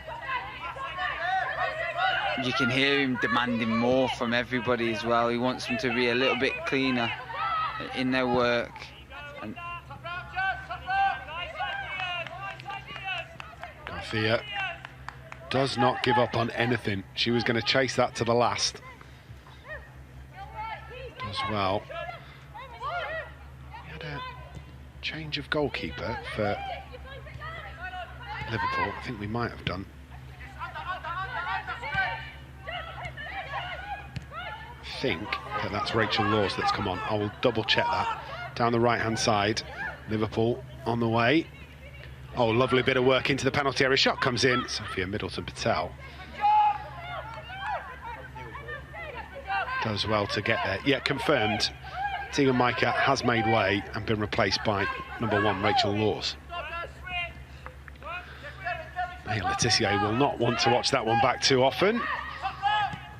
that's a good piece of play. You know, no one was really there in support. Lovely little Megs, and she's got every right to take the shot off. Just didn't have the power behind it. Do you get that sinking feeling when it happens to you? Yeah. Yeah, you just look up at the sky and then you realise you're in a game and you've got to recover. Because there's a moment before you get Megs that you know it's coming, isn't there? Yeah. I mean, I don't know. Well, OK, there is. There's definitely a moment where you're like, oh, no, I've left myself a little bit exposed there. And then you're trying to grab a shirt or wrestle someone to the ground. And I can imagine, depending on who you're playing against, they don't let you forget it either. Oh, no. Yeah, and it will get spoken about depending on whether you won or lost by your teammates as well. Throw into Liverpool, far side.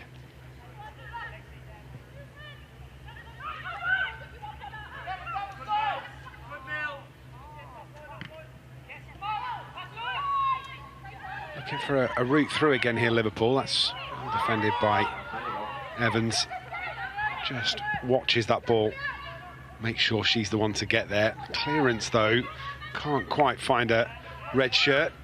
Possession is turned over again.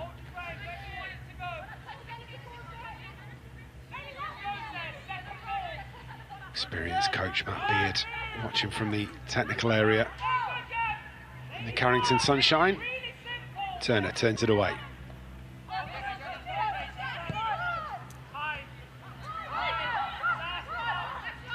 Turner's just going to wait for Middleton-Patel to come out and grab that one.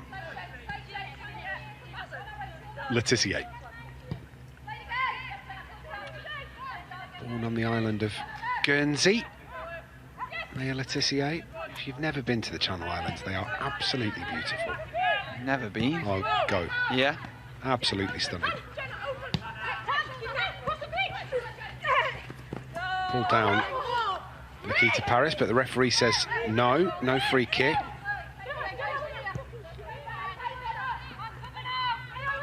Some unhappy opinions about that decision. Rightly so, though. Yeah, There's a little pull it's a for foul. sure.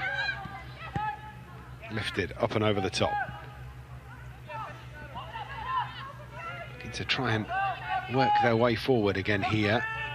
Jana Daniels, who just gets wrestled away from it. Hayley Ladd. Maya Letitia. Turner.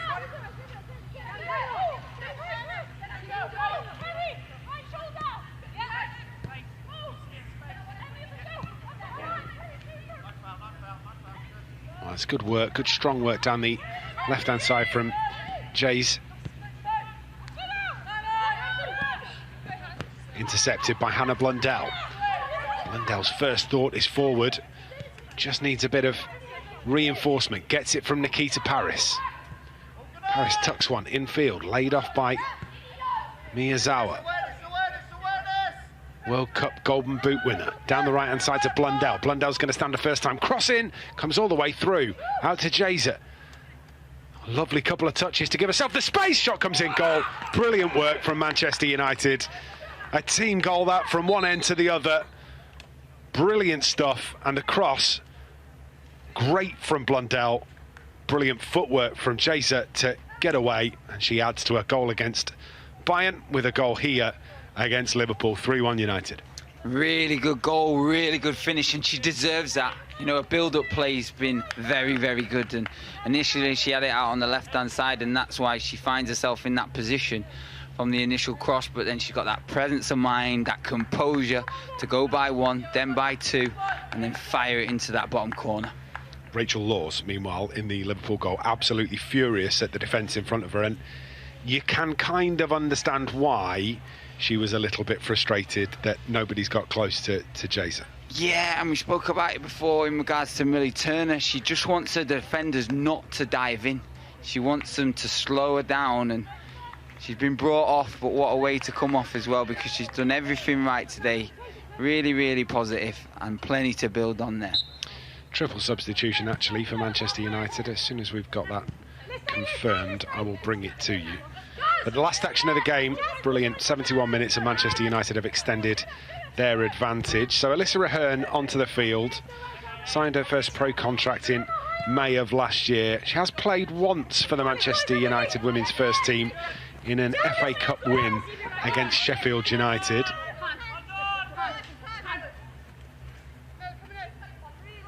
I can also tell you that Evie Rabjon is onto the field. Got notification of her signing for Manchester United last season from Aston Villa, but she is playing her first game in a red shirt here today at Carrington.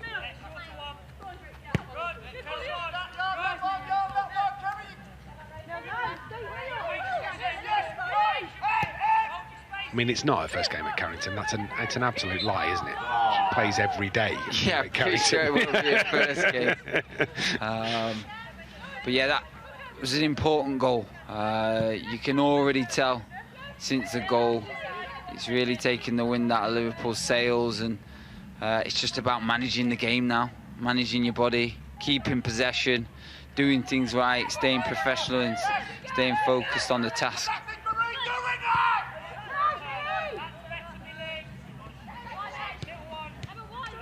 Ball through, but doesn't quite make it to its intended target. That might. Eleanor Ashton lurking, trying to get hold of that. Miyazawa, effort from distance. Oh, blimey. Needed that reaction stop, essentially, from Rachel Laws. Didn't think she knew much about it until it got to her and saw her flex that elbow and pushes over the top. Not an awful lot of backlift, was there? Whack! No, it's what you want to see as well. In that little 10 pocket, as she can find herself. And Miyazawa did really well there, hit the target, low backlift, like you say, testing the goalkeeper. Good work, forces the corner.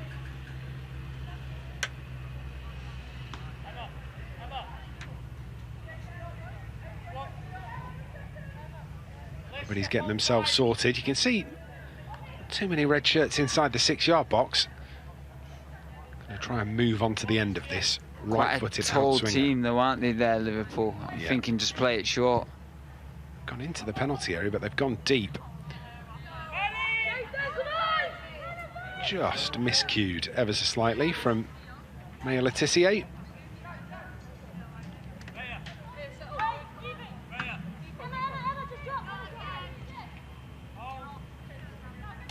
Confirmation of those substitutions on your screen now. 3 players that have left the field have been replaced with Eleanor Ashton, Alyssa Ahern and Evie Rabjon.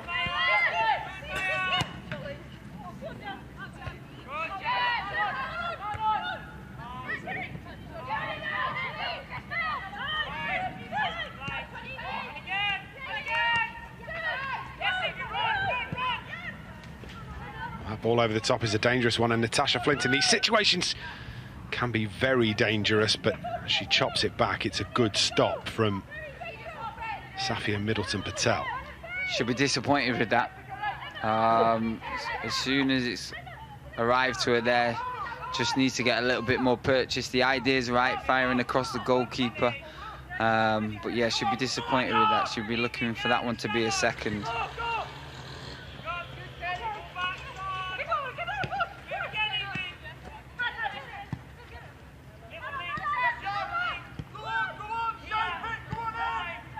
Footwork from the United stopper. Pass back in field. Not quite as good, and it's given possession away.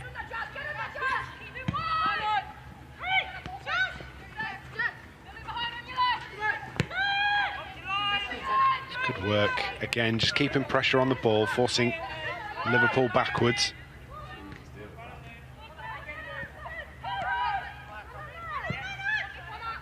Floated into the box, pulled down. Flint with the effort, good stop again, turned away. Well, it's just good positioning from the goalkeeper. 9/10 of it, I'm sure Siobhan will be talking to Zara about that a little bit later, is making sure you've got a really good starting position, and from there you give yourself the best possibility of making a save, which is exactly what Middleton-Patel does. Yeah, she did, and we're going to see the replay now. She sets herself really well, because I don't think that's intended, but it's a good finish, a good turn, and good reaction save. As I say, get a good starting position.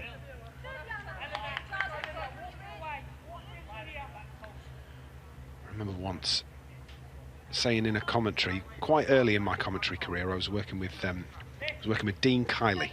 Yep, very good goalkeeper. Dean Kiley, I'd said in the commentary, that was a comfortable height for the goalkeeper, and he shot me a filthy look across the commentary box. I said, what? He said, there's no such thing as a comfortable height for a goalkeeper. Yeah, they've got that union as well. No, I'll never say it again. Thanks, Dean. He was a good guy. Enjoyable commentary down at Northampton that day. Meanwhile, this is out for a goal kick. Went on to be a exceptional goalkeeping coach as well. Was at West Brom, I think. Yeah.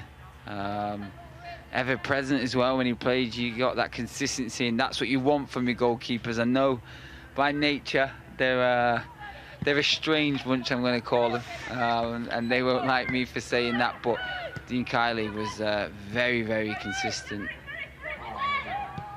Another one that spent a bit of time in the Northwest. Talk about that in a second as this shot comes in. Again, it's Middleton-Patel who has to make the stop. It was on target. It was one that she would have expected to have made. It was a comfortable height for a goalkeeper. No, there's no such thing as a comfortable height for a goalkeeper. See, I've switched my language now. It was one that she would have expected to make. Definitely not comfortable.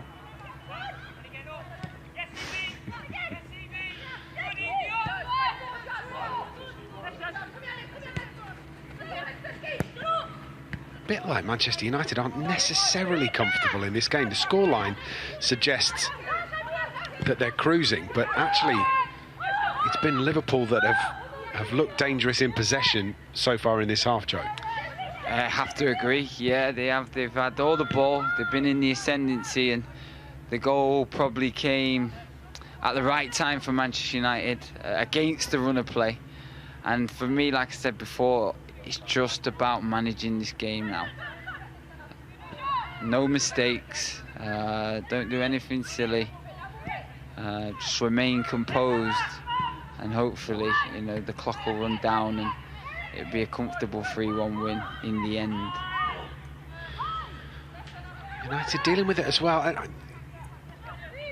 We talk about pre-season and how important it is to take something away from every game that you play in pre-season. What Manchester United are taking away here is resolute defending, because that's exactly what it's been over the course of this half. And again, they're going to have to do a bit more here as the cross comes in, and Maya Letitia is going to take her time to play it out to the left-hand side, and Lucia Garcia. They're causing their own problems, though, because one thing I think, particularly since Nikita Paris and Jace has gone off, is that there's no outlet in behind. And the same can be said for Leah Golton. They mixed it up. The Ella Toon goal shows you that. The first one in particular, people running in behind, giving the defenders a problem. No defender likes going in behind. They don't. If they can see it in front of them and players are coming to feet, they're pretty comfortable with that. But it's varying up the play. A lot of it's been to feet at this moment in time, and the pace is naturally going to slow because it is pre-season, and I'm sure the players out there are tired as well. But that's where you're going to make the difference. That's where you're going to really punish the opposition, is by running in behind it and switching it up. Watson moves this on, gets it back. Out it goes to Garcia. Garcia's cross towards the back post is just a little deep. This Rahern was arriving at the back post, but always looked like it might end up over her head.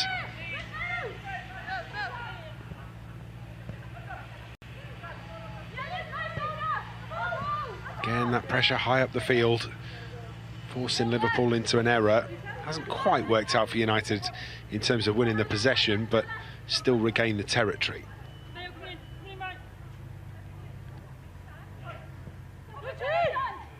Flint plays a short pass back and maybe an opportunity. First time ball across.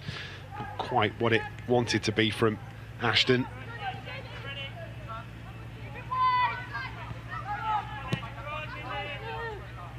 It's a strong tackle from Turner. Been exceptional.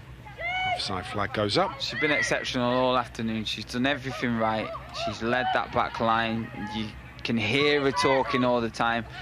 But one thing I've been really impressed by is how aggressive she's been when the ball's been played into any of the forward players. She's been on that front foot, and that was another example there.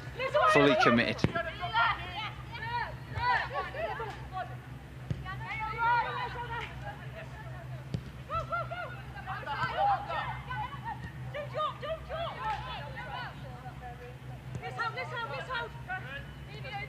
Laws.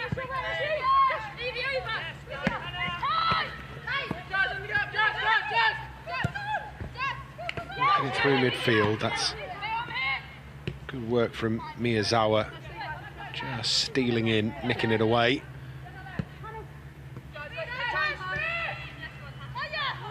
Blundell.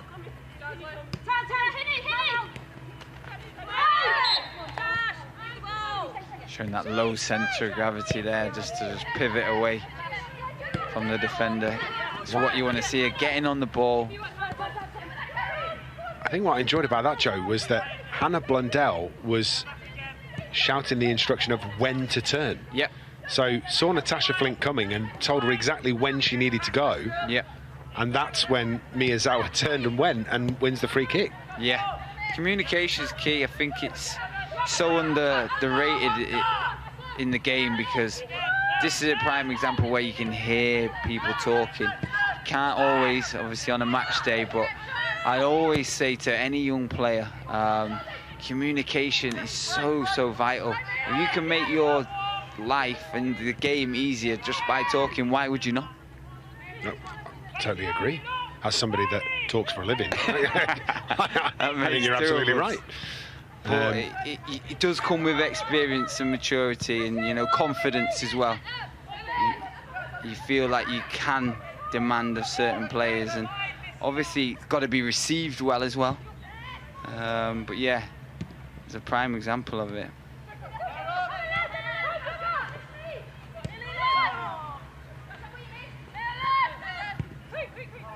Manchester United just feel like they've turned up the energy in the last 2 or 3 minutes, and Liverpool just having a little bit more of a difficult time playing through them with the ease that they had earlier in this half.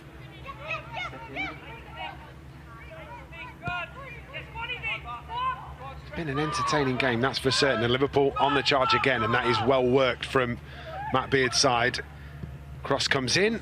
Again, it's Middleton Patel that is equal to it. She's been busy since she's come on in the second half. She's been good in the second half. When called upon, she's again on that front foot, set at that near stick.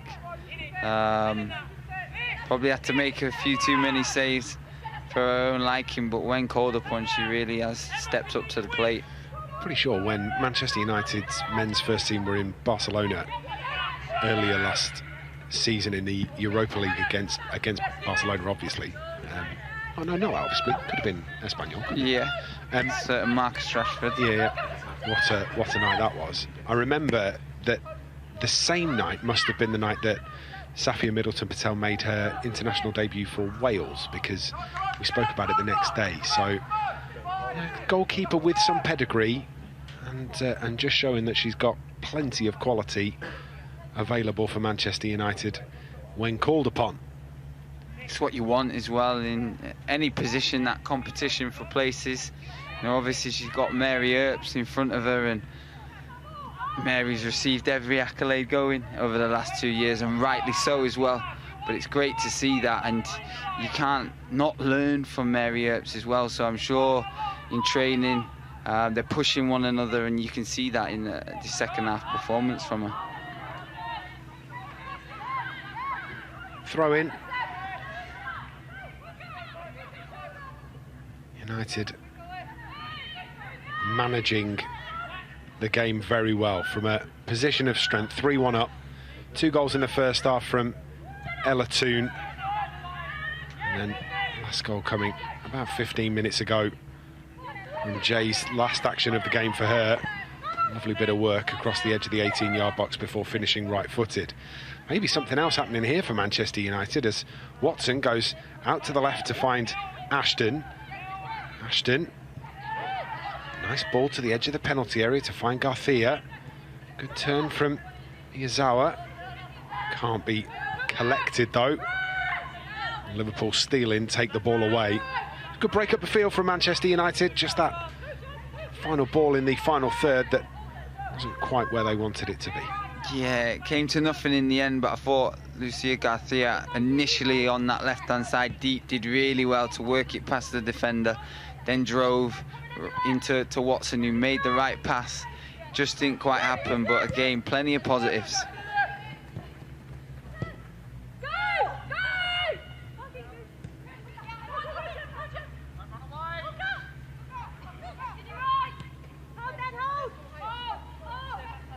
Rachel Laws. Pre-season game, there won't be loads and loads of time added on at the end.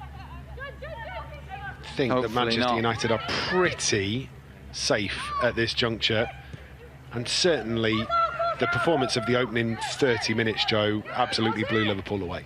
Yeah, they did, and it was a really impressive start. Plenty intent, plenty aggression, in and out of possession. Obviously 2 wonderful goals by Ella Toon. It's great to see her back in a Manchester United shirt after doing ever so well with England. And yeah, long may it continue, but it's pre-season. I think it's been a real professional performance as well, and lots to build from. Been enjoyable for me watching Manchester United's women's first team again. One of the highlights of last season for me.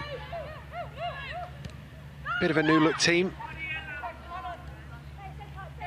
but still the same energy that you sort of grow to love watching Mark Skinner's side.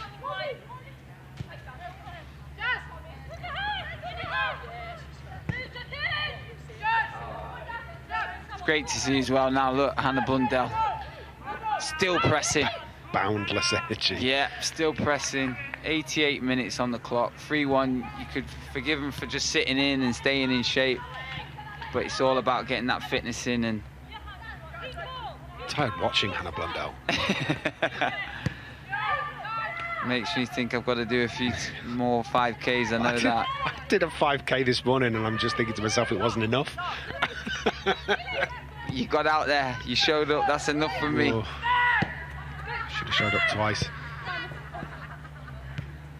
Here she is, Hannah Blundell. Miyazawa.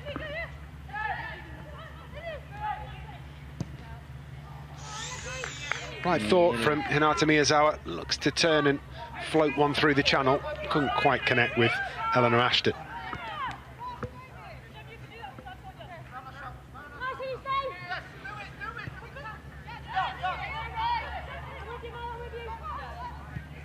.30 seconds of normal time left to go. What will Mark Skinner take away from the game today, do you think, Joe? He'll be confident. Obviously building blocks, and he was asking for them to be focused, and off the back of a bit of a mixed bag in regards to results-wise out in Germany. But yeah, I'd be really impressed by the performance. Well, Mark Skinner's side get a pre-season victory at Carrington, a 3-1 win over Liverpool. 2 goals in the first half from Ella Toone, a beautiful poked finish after a sweeping move from Manchester United, and a lovely dinked finish from 18 yards out to make it 2-0. Natasha Flint pulled one back just before half-time to make it 2-1, but Manchester United, their new signing, Jaser, managing to come away with a 71st minute finish, just checked away from a couple of tackles and finished low and right-footed to give Manchester United the win, and another positive boon in pre-season for Mark Skinner's side. Full-time, Manchester United 3, Liverpool 1.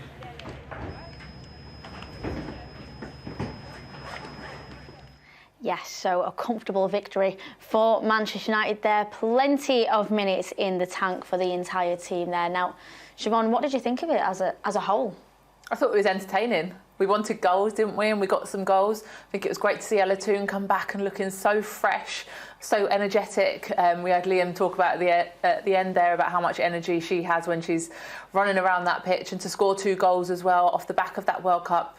It's an exciting time for her moving forwards, but also Jay-Z was brilliant, wasn't she? I loved watching her play. The way she dropped in deep to link up with play, the way she created, and then also the composure that she showed for the finish herself. She looks like a really exciting signing as well. I think it looks like, you know, it shows how well that pre-season trip in Germany must have done to see how well that she's just settled into the team. Yeah, definitely. And there were a number of changes made. I think it was 5 at half-time, then there were more changes made after that. So it's always difficult when you make that many changes to keep the rhythm, keep the momentum, and kind of understand where your role is within the team.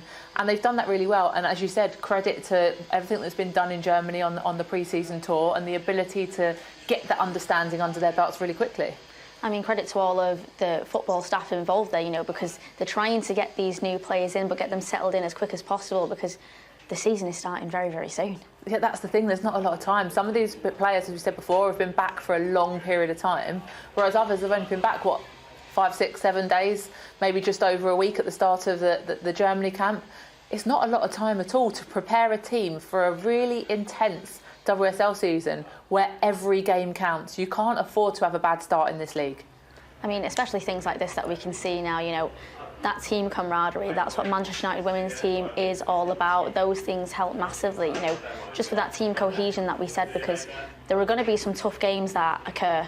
And I think it's one of them that in these moments they need to rely on each other, don't they? They do, and team bonding and your team cohesion and the way you can rely on your teammates is so important. Yes, your technical ability and your ability to understand tactics and what information you've been given to go out there on the pitch is something, but you've got to be able to perform as a team with your teammates next to you. You've got to understand what they want from you, how they react in certain situations. Do they sometimes need a kick up the bum to get them going, or do they need an arm around their shoulder? And you don't understand that with a new teammate until you've been in those scenarios. So it's a really important moment for them in pre-season, and obviously we've said about it before, but the tour was really important for that as well. I mean, I guess it goes back through the years, really. I mean, when you were playing, was it very much about that team chemistry? You know, that was a very important part of it. It definitely was. I mean, Casey Stoney had to put a team together in, 6 weeks? It was a very short time. She had to put an entire squad together from scratch. So team chemistry, team bonding. When we went away and did different kind of team events, that was key because none of us knew each other. It wasn't like there were 3 or 4 players coming in. Every single player was new. It was like everyone turned up. It was like, who's that? Who's that? Who's coming? We had no idea. So it was slightly different back then, but I think that's set